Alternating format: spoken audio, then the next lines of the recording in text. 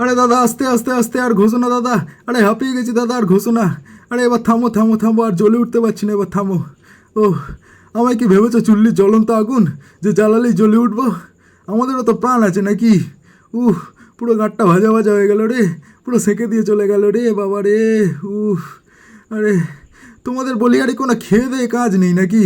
যখন যারা পারছো আমাদের গাঁট সেঁকে দিয়ে চলে যাচ্ছ।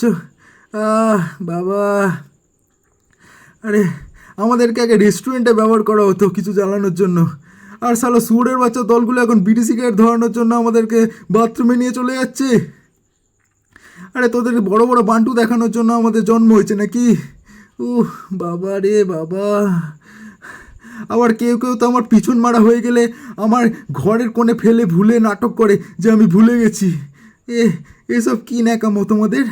ও, আরে কী গো তোমরা, আমার যে দিনরাত পোঁদ মেরে খাল করে দিচ্ছ, তো আমার এই উপকারটা তোমার করতে গাঁড় ফেটে যাচ্ছে নাকি? উহ, মানে গ্যাস ভরে আমায় একটু বাঁচিয়ে নাও গো।